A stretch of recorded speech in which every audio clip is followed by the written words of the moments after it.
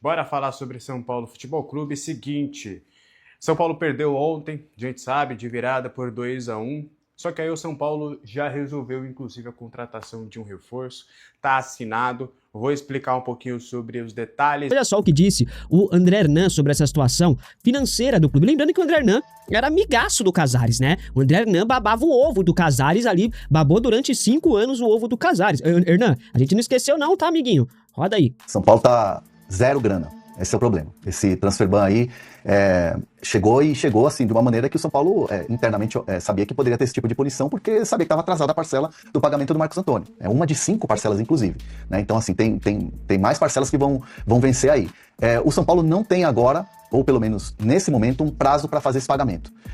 Isso implica na janela? Implica na janela porque, por exemplo, tem jogador contratado que não pode ser inscrito agora porque a documentação não ficou pronta ainda, que é o caso do Domingos Duarte. Então o São Paulo, obviamente, vai correr atrás dessa grana, quase 7 milhões, para pagar o transfer ban e observar o mercado como vinha observando uma oportunidade de mercado para contratação ainda nessa janela. E, obviamente, inscrever o Domingos Duarte, que chega, pelo que eu tenho de informação, para ser titular. Mas é o terceiro transfer ban que o São Paulo sofre, né, em menos de um ano, né, numa temporada.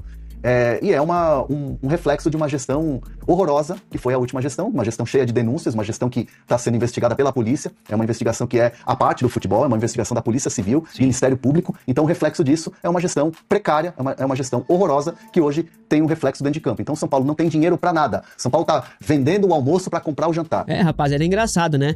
O Hernan babou o ovo do Júlio Casares durante 5 anos, agora me vem com essa, né? Como que um clube diz que não tem dinheiro e continua contratando o jogador? Ah, tudo bem, a maioria dos jogadores vieram a custo zero, que nunca é custo zero, porque você tem luvas pra pagar, você tem ali comissão pra empresário pra pagar, você tem salários altos. Como você traz um jogador tipo Vitor só pra ganhar R$1 milhão por mês?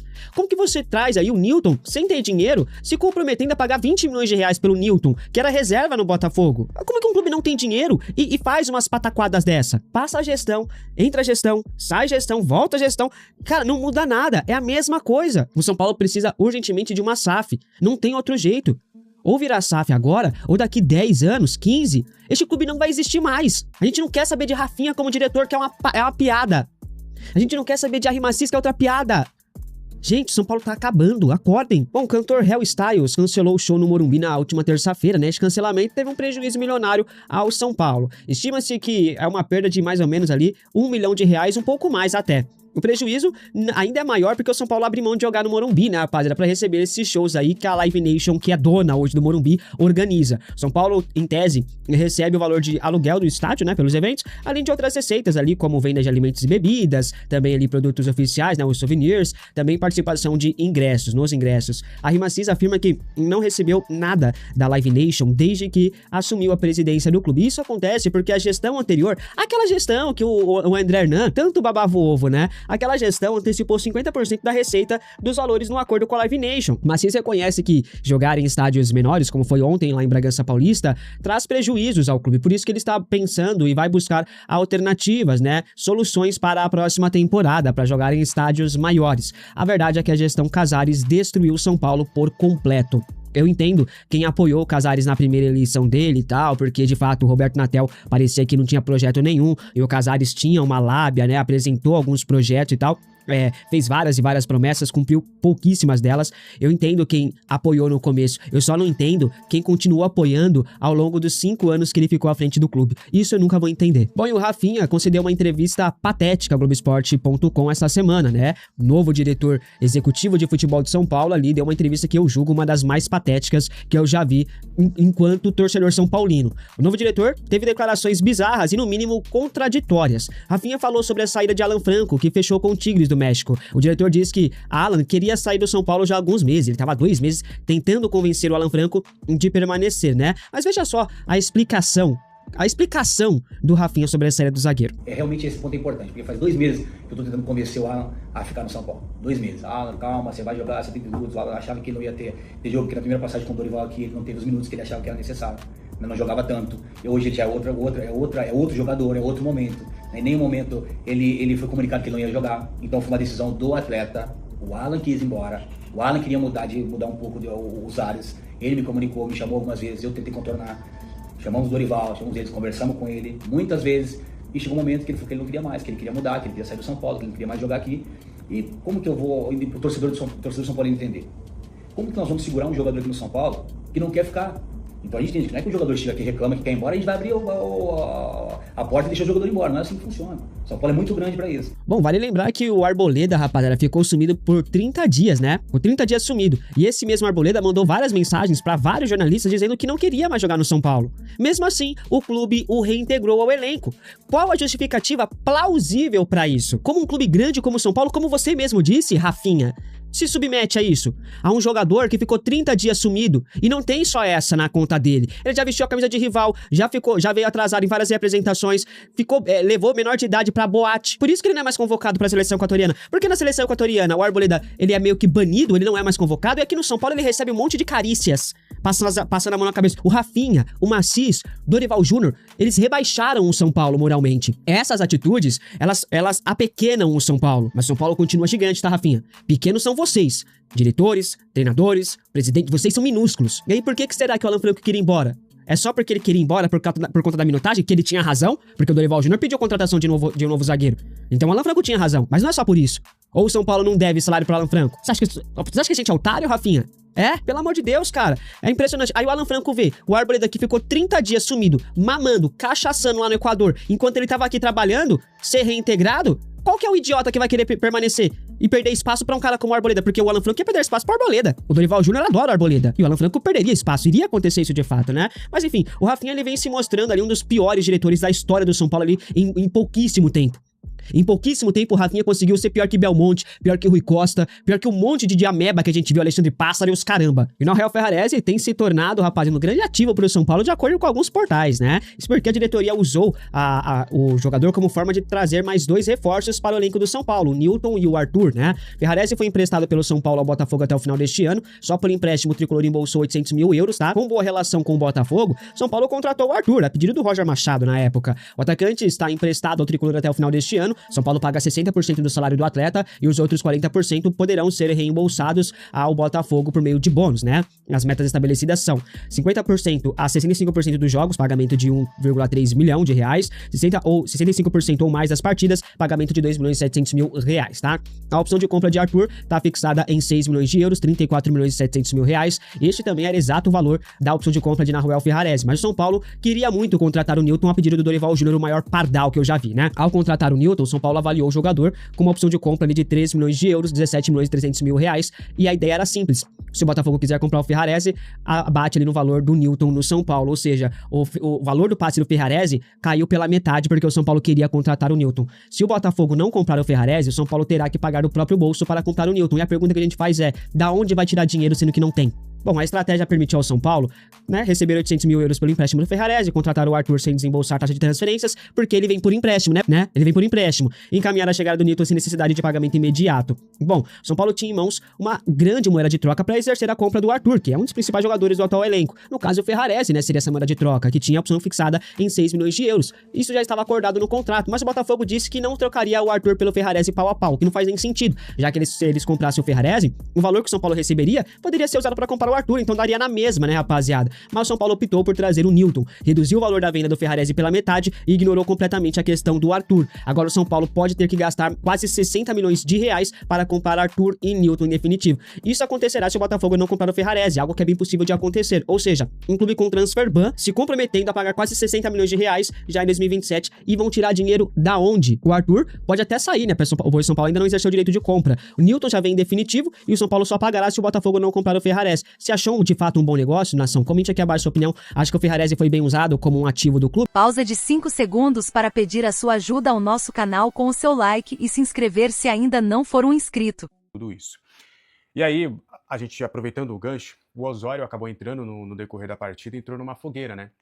E aí a gente conversando com algumas pessoas ali do São Paulo, a avaliação foi muito positiva, mais uma vez, sobre a atuação do Osório. Há uma impressão de que, primeiro, que ele não tem participação, que ele não teve culpa nos 2 gols que o São Paulo acabou tomando, e foi um jogador que entrou com personalidade, ajudando na saída de bola, errando um pouco na saída de bola, ajudando também ali, em muitos momentos, ficando ele e o Arboleda mano a mano com os atacantes do Atlético Paranaense, ele conseguindo combater, conseguindo realmente ser um jogador um pouco mais consistente. O São Paulo ainda busca um zagueiro no mercado, até ainda mais com essa inconsistência do Rafael Tolói, mas o Osório tem ganhado cada vez mais a confiança, não só da comissão técnica, mas também da alta cúpula. O Osório foi muito elogiado pela sua personalidade, já vem sendo elogiado no dia a dia. O Isaac também acabou indo para o banco de reservas, complementando aí o time. E o Osório entrou nessa fogueira, entrou nessa situação difícil e acabou correspondendo. Vamos ver contra o Flamengo, um teste de fogo, se ele vai voltar. O Sabino tem treinado normalmente, a expectativa é até que ele volte para esse confronto contra o Flamengo, mas a ver se o Dorival vai botar o Sabino ou se vai dar essa oportunidade para o Osório, que foi muito bem avaliado internamente a sua entrada, tá? Para continuar, o Arthur fez o único gol do São Paulo na partida, fez um gol de falta, um belo gol de falta, né? Fazia 3 anos que o São Paulo não fazia um gol de falta, contou também com a ajuda do goleiro Santos. E aí a gente foi conversar com algumas pessoas para entender tudo, porque o Arthur, ele não era de bater falta, pelo menos no São Paulo, né?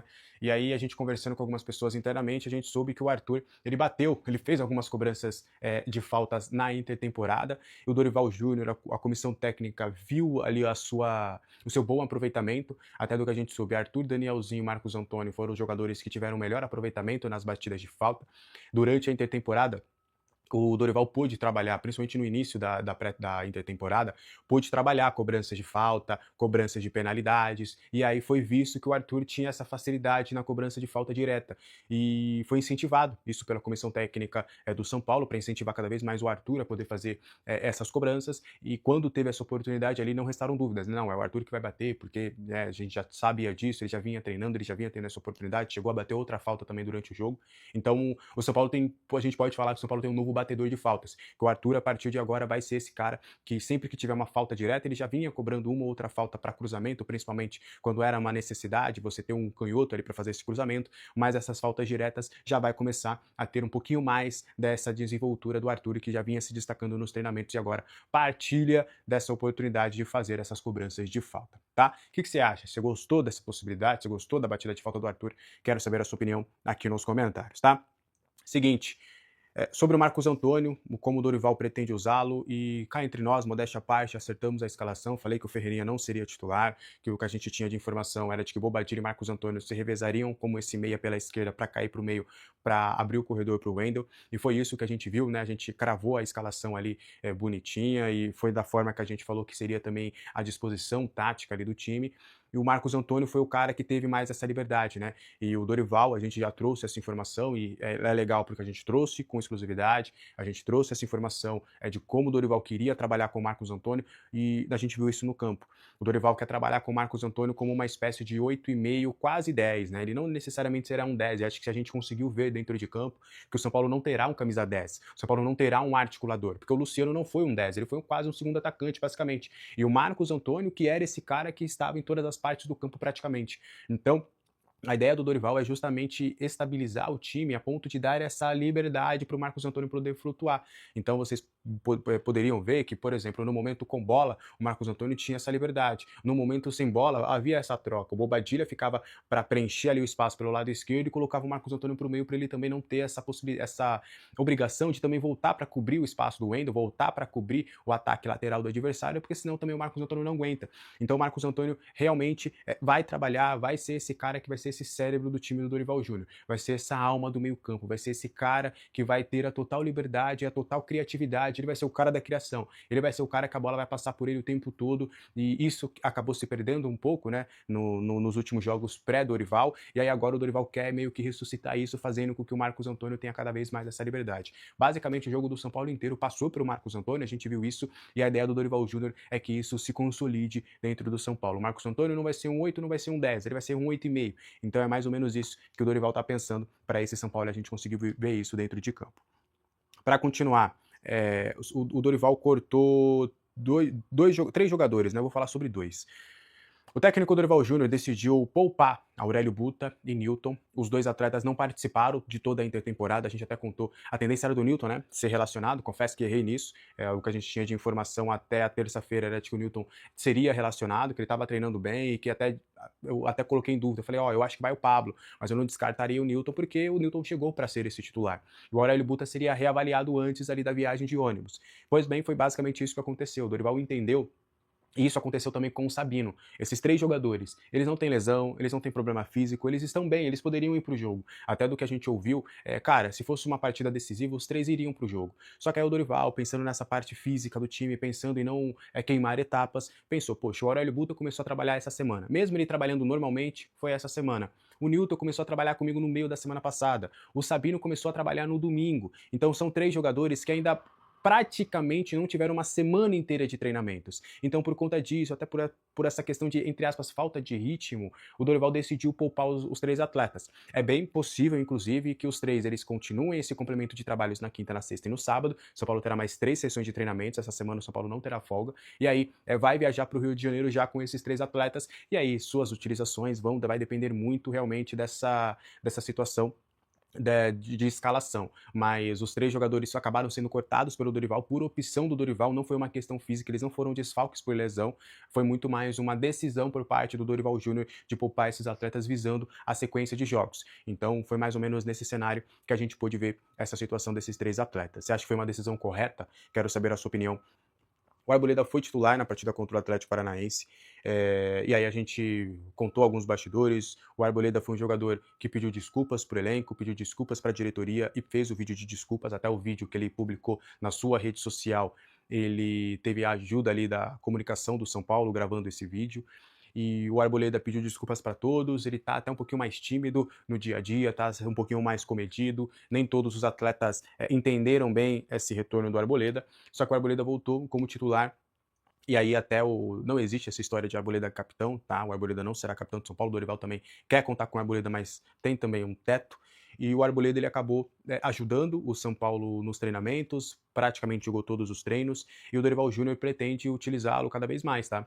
Ele ganhou a confiança, ele tem a confiança do Dorival, o Dorival adota um discurso de que, tipo, esse problema não foi comigo, do que eu tenho do Arboleda, tudo bem que é um cara que tem as suas particularidades, mas comigo nunca teve problema, então ele tá buscando agora esse espaço novamente no São Paulo. E aí, a gente trouxe com exclusividade, contei para os membros do canal, se eu não estiver enganado eu trouxe um Reels aqui também, de que as organizadas têm um combinado de não vaiar o Arboleda. O Arboleda até foi vaiado na escalação lá em Bragança Paulista, mas foi pelo torcedor comum. As organizadas entendem que não faz sentido vaiar o Arboleda na escalação e também não faz sentido vaiar o Arboleda durante o jogo, que não faz sentido você trazer essa pressão a mais, que o time já tem vários problemas, que já tem várias situações, não tem por que estender essa situação do São Paulo vaiando um jogador. É óbvio que muitos deles ali não queriam o retorno do Arboleda, entendem também que o São Paulo acabou sendo juvenil nessa situação, acabou saindo menor dessa situação do que o próprio Arboleda, só que por parte das organizadas não haverá esse discurso de vaias, não haverá essa situação de vaias, não haverá essa hostilidade por parte das organizadas. Caso aconteça essas hostilidades, vão acontecer da mesma forma que o torcedor comum tem feito, tá? E aí, tem mais 2 informações, né, pra gente fechar já, enfim. Bora lá, trazer mais 2 informações. Acabei de ler, esqueci.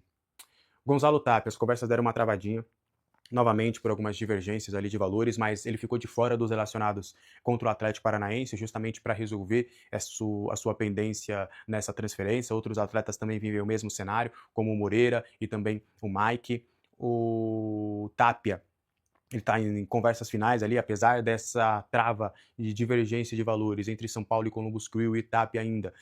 O Tapia está liberado para buscar esse destino, até do que a gente já tem de apuração os últimos dias, ele acabou treinando também em horário alternativo, justamente para poder focar somente nessa liberação para os Estados Unidos. Existe um otimismo por parte do São Paulo, mas ele também ficou de fora do confronto porque está resolvendo a sua pendência. Todos os jogadores, com exceção de Luca e acho que Pedro Ferreira, e os que eu já citei, Sabino e tudo, foram por opção do técnico Dorival Júnior. Pedro Ferreira, Luca ficaram de fora por opção técnica mesmo do Dorival. Agora, outros atletas que ficaram de fora foi muito porque o São Paulo entende que esses atletas ou estão em negociação ou estão próximos de serem negociados com outros clubes, e foi o caso do Tapia, por isso que ele acabou também sendo desfalque.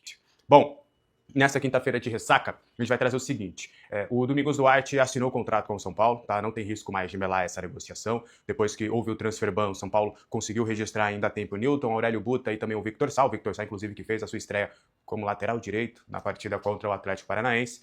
E aí, o São Paulo assinou o contrato com o Domingos Duarte, tá? Houve essa demora com o jogador porque precisava do visto de trabalho. E aí o visto de trabalho dele deu uma atrasada. O São Paulo queria que esse visto tivesse saído até amanhã de terça-feira para dar tempo de registrar ele logo, só que acabou não acontecendo, veio o transfer ban. Ele assina contrato por 2 anos com o São Paulo até junho de 2028 e agora vai poder ficar no plantel. Até do que a gente tem de apuração prévia, o Domingos Duarte já ia precisar de pelo menos mais alguns dias para se condicionar fisicamente. Mesmo ele estando registrado, ele não estaria contra o Bragantino e muito menos também contra o Flamengo no domingo. A expectativa mesmo é dele fazer a sua estreia, quem sabe, a depender do que o Dorival Júnior pretende utilizá-lo, no confronto contra o Grêmio no próximo dia 8, tá? 8 de agosto, São Paulo enfrenta agora o Flamengo no domingo e depois tem uma pausa porque o jogo do dia 29 contra o Santos foi adiado porque o Santos está na disputa da Sul-Americana, vai ter o jogo de volta e aí o São Paulo e o Grêmio se enfrentam no dia 8. Então tá tudo certo, tá assinado, não tem risco de melar essa contratação, tá?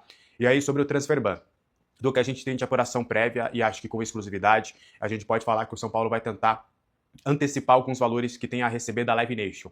Com esses valores recebidos dos shows que o São Paulo tem que receber, o São Paulo, durante todo o contrato, que é até 2031, estamos em 2026, o São Paulo já pegou 50% desses valores da Live Nation. E aí o São Paulo tem conversado com a empresa e há um otimismo para conseguir a antecipação de alguns valores para poder quitar o transfer ban até o final de semana, poder inscrever o Domingos Duarte e outros reforços também que o São Paulo tem monitorado. O São Paulo está de olho em mais 2 peças para fechar aí o seu sistema de contratações nessa janela de transferências. E aí, fechando essas contratações, pagando esse transfer ban, também a expectativa é com essa antecipação de receitas, é você conseguir já quitar os valores com os jogadores, não deixar eles atrasados. O São Paulo está devendo 1 mês de direitos de imagem atrasado.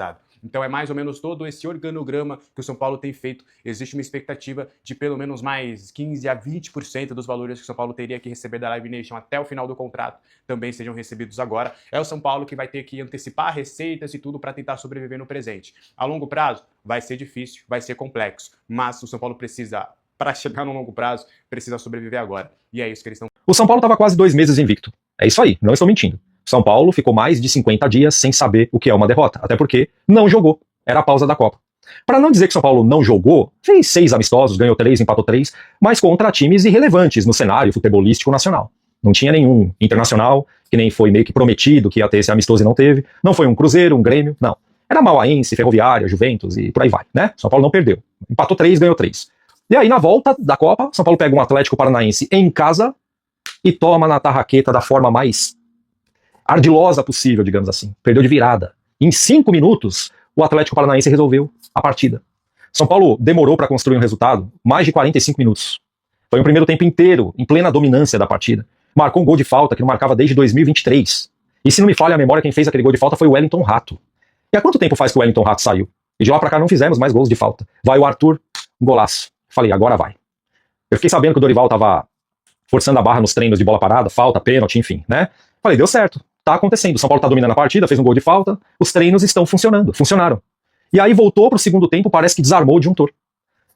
Parece que comeram uma feijoada no vestiário. Voltaram pesados. Foram necessários 5 minutos pro Atlético Paranaense acabar com a partida. Quando o São Paulo começa perdendo ou toma um gol da virada, o São Paulo não consegue mais fazer nada. Isso permanece. E desanima, viu, meu amigo? Desanima. Eu tava vendo a Globo batendo muito na tecla do retorno do Arboleda. Sabe aquele papo de papai sacudo, né? Do papai testosterona.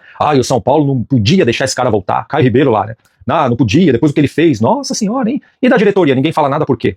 Que deve salário pros caras, prometeu e não pagou, que é pior, né? Pior do que dever é você prometer e não pagar. Você é moleque 2 vezes. E agora entramos no momento reflexão do vídeo aqui. Vê se você concorda comigo. Não parece que isso foi um aviso dos jogadores pra diretoria? Não parece? Olha, fizemos um primeiro tempo impecável, mas o segundo tempo foi uma bosta propositalmente. Se vocês não pagarem a gente, o resto do ano do São Paulo vai ser como um segundo tempo do jogo contra o Atlético Paranaense. Isso não é uma afirmação, tá? Só que é um achismo meu, porque ficou muito esquisito o que aconteceu nessa partida. Tudo bem, eu sei que algumas coisas não mudam, e foram iguais no primeiro e no segundo tempo. Rafael é um goleiro fraco, o Luciano não jogou nada, o Caleri jogou merda nenhuma. O Caleri parece que tá mandando um recado pra diretoria. Eu quero sair, me liberem, não parece? Caleri não jogou porcaria nenhuma. E é o cara que tá pedindo 1.700.000 reais de salário e 9 milhões de reais em luvas. Você acha que o Caleri vale 1/5 desse valor? Você acha isso? E o Marcos Antônio também foi uma exceção, só que ao contrário de Caleri, Luciano, Rafael, o Marcos Antônio jogou bem no primeiro e no segundo tempo. Mas o resto do plantel se comportou de uma forma no primeiro tempo e de outra forma no segundo tempo. O primeiro tempo nota 8 e o segundo tempo nota -2. Olha, meu amigo, vou dizer uma coisa pra você. Ou essa diretoria arruma dinheiro pra pagar esses jogadores, pra acertar as contas com eles, ou o São Paulo tende a cair pra segunda divisão, porque moralmente já estamos rebaixados há muito tempo. Só falta cair para a Série B. Eu não acredito que isso vá acontecer porque o São Paulo está no meio de um dos piores campeonatos brasileiros dos últimos tempos. Já tem time que já está rebaixado, eu não sei se você percebeu. E se já não estava ruim o suficiente, o próximo jogo é contra o Flamengo. Eu senti até tremer aqui no canto do olho, isso aqui é o puro suco do nervoso e da irritação. É a nata da tensão. Olha, meu amigo, você sabe no que eu me apego hoje em dia? Eu vou compartilhar com você que talvez isso te oxigene os ânimos. Eu me apego naquela luz no fim do túnel. E não é um trem dessa vez, tá? É uma luz no fim do túnel que, pra gente saber o que tem do lado de lá, é caminhar em direção a ela. E essa diretoria tem que topar fazer isso. Porque o São Paulo é conduzido por eles. E o que é essa luz no fim do túnel? É simples. São pessoas, investidores, empresas de olho no São Paulo. Eles querem chegar junto, injetar uma grana, fazer um projeto com o São Paulo.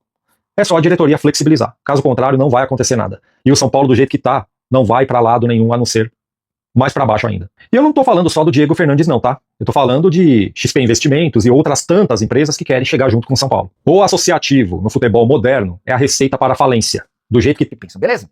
Informação importante, Carlos Vinícius, vice-artilheiro do Campeonato Brasileiro, já pode assinar um pré-contrato com qualquer clube do Brasil ou do exterior. Isso porque o vínculo dele com o Grêmio se encerra em 31 de dezembro e não haverá renovação automática do contrato. O Grêmio imaginava que bastava que o atacante disputasse 50% dos jogos do time na temporada, que o vínculo seria prorrogado de forma automática por mais um ano. Mas, na conclusão do acordo, do atual contrato, essa cláusula foi excluída e dessa maneira não haverá renovação automática. Um enorme tombo para os dirigentes gremistas. E aqui vem outra informação importante. O tricolor gaúcho, até para não correr o risco de perder alguém que tem feito enorme sucesso, abriu os cofres na tentativa da manutenção do Carlos Vinícius. Essa renovação ainda não aconteceu, existem conversas, mas existem também outros clubes brasileiros interessados. Dá para dizer que o Corinthians é um deles. O Carlos Vinícius é torcedor do Corinthians e chegou a ser sugerido para o Timão nas últimas 3 janelas. O Corinthians sempre desconfiou da capacidade do atleta, o Grêmio foi o único a confiar e acreditar e oferecer R$950 mil, seu salário atual. Importante contar que o Carlos Vinícius nesse ano soma 35 jogos com 18 gols e uma assistência, são 10 gols no Brasileirão. Ele foi ultrapassado pelo Pedro, que marcou 2 vezes contra a Chapecoense e foi para 12 gols marcados. Carlos Vinícius caberia no seu time de graça.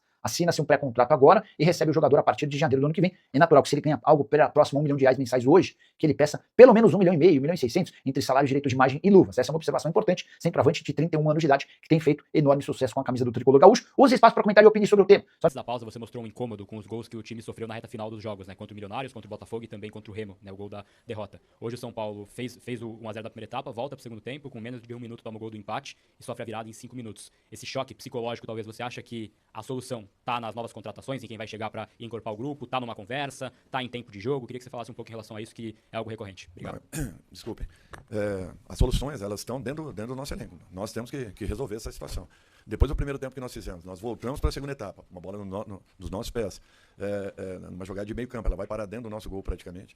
Então, nós participamos ativamente dos 3 gols que aconteceram.